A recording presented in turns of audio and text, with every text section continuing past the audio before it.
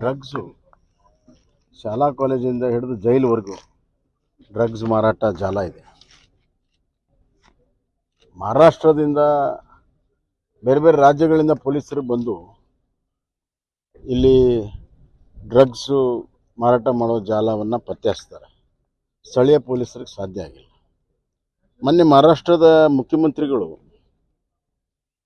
ಕರ್ನಾಟಕದಲ್ಲಿ drugs manufacturing centre ಆಗಿದ್ದಾವೆ, manufacture ಮಾಡಿ ನಮ್ಮಲ್ಲಿ ಮಾರಾಟ ಮಾಡ್ತಾ ಇದ್ದಾರೆ ಅನ್ನುವಂಥ ಒಂದು ರಾಜ್ಯದ ಮುಖ್ಯಮಂತ್ರಿ ಅದನ್ನು ಅಷ್ಟು ಮಾತಾಡುವಷ್ಟು ದೊಡ್ಡ ಪ್ರಮಾಣದಲ್ಲಿ ಇಲ್ಲಿ ಡ್ರಗ್ ಆಗಿದೆ ಅಂತಂದರೆ ಈ ಸರ್ಕಾರ ಡ್ರಗ್ ನಿಯಂತ್ರಣ ಮಾಡಲು ಸಾಧ್ಯ ಆಗಿಲ್ಲ. ಮತ್ತು ಕೆಳಮಟ್ಟದಲ್ಲಿ ಪೊಲೀಸ್ ಇಲಾಖೆ ಒಂದು ರೀತಿಯಲ್ಲಿ ಡ್ರಗ್ ಪೆಡ್ಲರ್ಸು, ಡ್ರಗ್ ಸಪ್ಲೈಯರ್ಸು ಎಲ್ಲ ಗೊತ್ತಿದ್ರು ಸುಮ್ಮನೆ ಕುಂತಿರೋದು ನೋಡಿದರೆ ಅವರು ಕೂಡ ಶಾಮೀಲಾಗಿದ್ದಾರೆ ಅನ್ನುವಂಥ ಭಾಳ ಸ್ಪಷ್ಟವಾದಂಥ ನಿದರ್ಶನಗಳಿದ್ದಾವೆ. ಇದರಿಂದ ಏನಾಗಿದೆ ಅಂದರೆ ಕಾನೂನು ಸುವ್ಯವಸ್ಥೆ ಕೆಡ್ತಾ ಇದೆ. ಹಾಡೇ ಹಗಲು ಮರ್ಡರ್ಗಳಾಗ್ತಾ ಇದ್ದಾವೆ.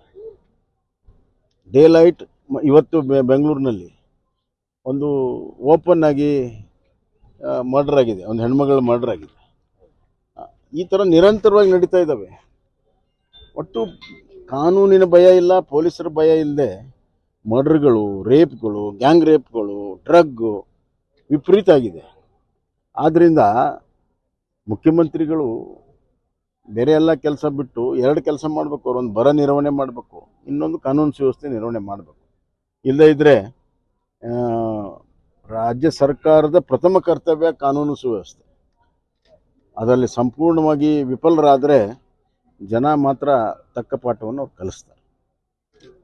ಖರ್ಗೆ ಅವರ ಕ್ಷೇತ್ರದಲ್ಲೇನೆ ಜೈಲಿನಿಂದ ಅಟ್ಯಾಕ್ ಆಗಿತ್ತಲ್ಲ, ಅದು INS ಮತ್ತು ಇಂಡಿಯನ್ ನ್ಯಾಷನಲ್ ಕಾಂಗ್ರೆಸ್ ಮತ್ತು ISI ಜೊತೆ ಕೂಡಿ ಮಾಡಿದ್ರು ಅಂತ ಮಾಜಿ ಗೃಹ ಸಚಿವರು, ಕೇಂದ್ರ ಗೃಹ ಸಚಿವರು, ಅಂಡರ್ ಸೆಕ್ರೆಟರಿ ಹೇಳಿದ್ದಾರೆ. ಅದ್ರ ಬಗ್ಗೆ ಅಲ್ಲ, ಅದು ಅವ್ರ ಇಂಟರ್ವ್ಯೂದಲ್ಲಿ ಹೇಳಿದ್ದಾರೆ, ನಾನು ನೋಡಿದ್ದೀನಿ.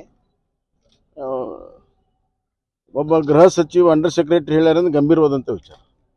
ಅದ್ರ ಬಗ್ಗೆ ತನಿಖೆ ಆಗಬೇಕು. ಅವರ ಹೇಳಿಕೆಯ ಆಧಾರದ ಮೇಲೆ, ಅವರ ಹೇಳಿಕೆಯನ್ನು ಪಡೆದು ಅವರ ಹೇಳಿಕೆಯನ್ನು ಆಧಾರದ ಮೇಲೆ ತನಿಖೆ ಆಗಬೇಕು.